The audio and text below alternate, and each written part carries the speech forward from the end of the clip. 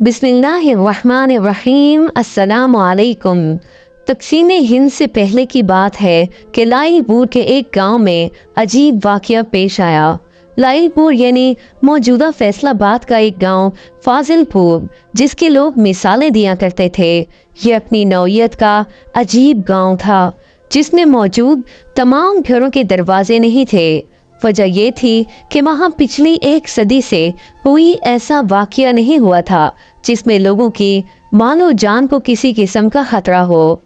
लोगों के माल मवेशी सारा दिन एक दूसरे के खेतों में चरते फिरते थे और शाम को अपने अपने घरों में वापस चले जाते थे। अगर किसी घर में शादी होती तो गोया पूरा गांव सजाया जाता था और एक दूसरे की गमी में भी सब शरीक होते थे। उसी गांव में एक जमींदार जिसका नाम नवाब चांद था। ये काश्तकार होने के साथ साथ एक अंग्रेज कमिश्नर का मुंशी भी था। फाजिलपुर गांव के मसाइल हल कराने में पेश रहता और तमाम गांव वाले नवाब चांद की बहुत इज्जत करते थे। एक दफा मुंशी की बेटी रानी कपास के खेत में कपास चुन रही थी कि एक अजीब वाक़या पेश आया। किसी नामालूम आदमी ने अचानक पीछे से रानी पर एक नशा आवर कपड़ा फेंका।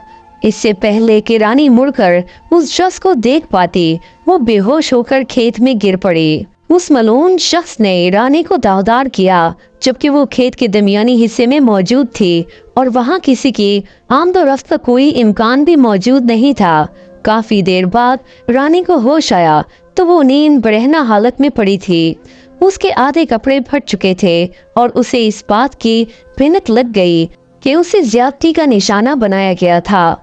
रानी का जिस्म सर से लेकर पांव तक पसीने से शराबोर था और वो डर के मारे कांप रही थी कि अब क्या करे। उसके दिल में ख्याल आया कि अपनी नस काट कर अपनी जिंदगी खत्म कर ले, मगर फिर उसे अपने बाप यानी मुंशी का ख्याल आया। वो जानती थी कि उसका बाप उसी के सहारे जिंदा है और वो अपने बाप की इकलौती औलाद थी। माँ की वफात के बाद बाप बेटी ही एक दूसरे का सहारा थे। अचानक रानी की नज़र जमीन पर पड़े चंद सोने के सिक्कों पर पड़ी और सिक्कों के साथ ही कपास के पत्ते पर एक तहरीर भी लिखी थी। रानी ने तहरीर पढ़ी तो उस पर लिखा था, मुसलसल 1 घंटे तक मुझे लुत्फ अंदोज करने का बेहद शुक्रिया।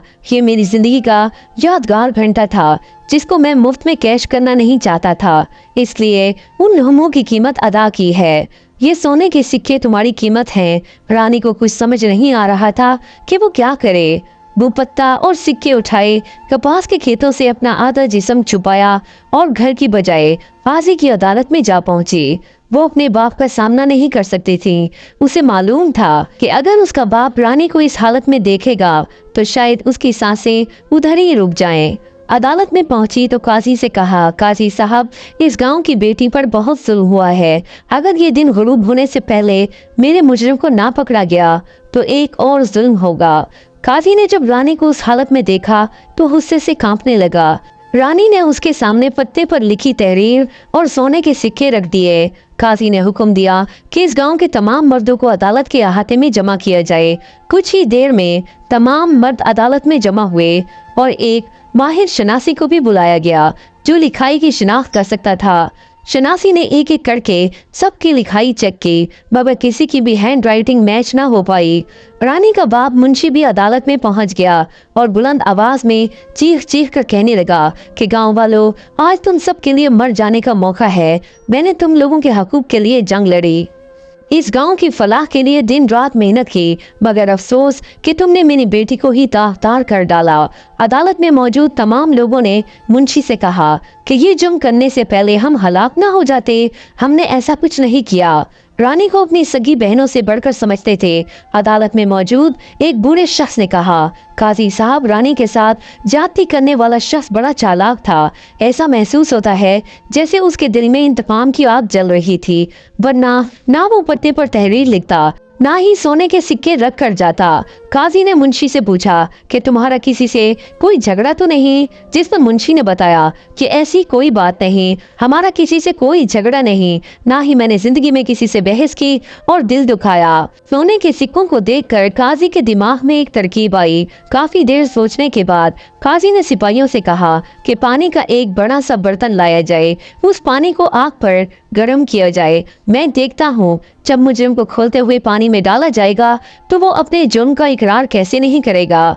अदालत में मौजूद सब लोग खौफ से कांपने लगे और काजी से इल्तिजा करने लगे कि खुदा की कसम हम बेगुनाह हैं, हमारे साथ ऐसा जुल्म मत कीजिए। एक बड़े से कड़ाह में पानी के गैलन डाले गए और उसे आग पर गर्म किया गया। काजी ने हुक्म दिया कि अदालत में मौजूद तमाम मर्द एक कतार में खड़े हो जाएं। ये बात सुनते ही गांव के मर्द हजरात की चीखें निकल गईं। उन्हें अपनी मौत अपनी आंखों के सामने नजर आने लगी। एक बूढ़े देहाती ने काजी से कहा, काजी साहब मुझे आप खोलते हुए पानी के कड़ाह में ना डालें, बल्कि सीधा आग में ही डाल दें। जब आपने हम सबको बेगुनाह मानने का इरादा कर ही लिया है तो फिर ऐसी सजा दें जो सबसे ज्यादा तकलीफ दे हो। काजी ने कतार में खड़े मर्दों को गिनना शुरू किया और सिपाही से कहा कि वो सोने के सिक्के ले आओ। सिपाही सोने के सिक्के काजी के सामने लाया तो काजी ने उन्हें खोलते हुए पानी में डाला।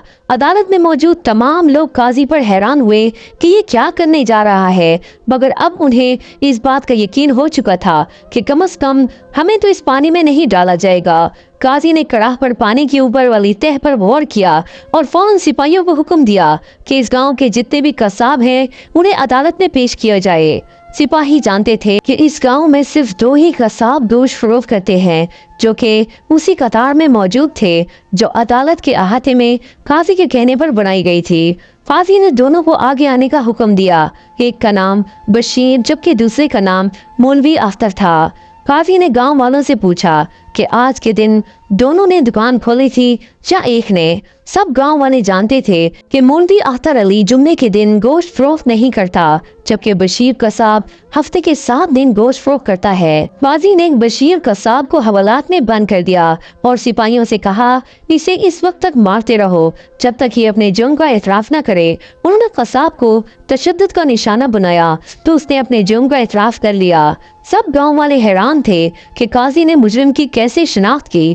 काजी ने कहा, जब मैंने उन सिक्कों को खोलते हुए पानी में डाला तो पानी पर गोश्त की चिकनाई की तह बन गई।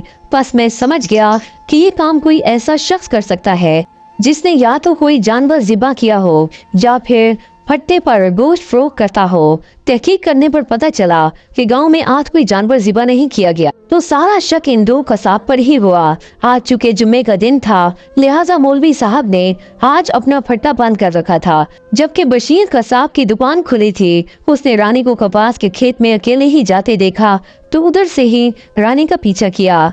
उन्हीं गोश्त वाले हाथों से सिक्के जेब में डाले, फिर जेब से बाहर भी निकाले।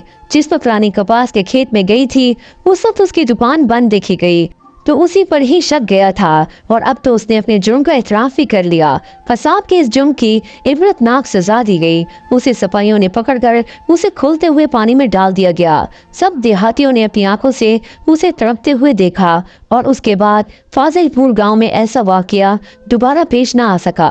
मुंशी अपनी बेटी रानी के रिश्ते के बारे में बहुत परेशान हुआ, क्योंकि इस वाकये के बाद रानी की मंगनी टूट गई। रानी का मंगेतर एक तंग दिल शख्स था जो हकीकत जानने के बावजूद रानी को अपनाने के लिए तैयार नहीं था। मुंशी की परेशानी को देखते हुए काजी ने रानी को अपने बेटे के लिए मांग लिया। मुंशी ने इज्जत के साथ रानी को अपने घर से रुखसत किया और रानी ने अपनी नई जिंदगी का आगाज किया। नाजरीन, अगर आपको आज की कहानी पसंद आई हो तो प्लीज वीडियो को लाइक करें, चैनल को सब्सक्राइब करें और बेल आइकन के बटन को जरूर प्रेस करें ताकि आने वाली तमाम वीडियोस के नोटिफिकेशंस आप सबको बर वक्त मिलती रहें। Thanks for watching. अल्लाह हाफिज। नस्रुम मिनल्लाहि व फतहुन करीब।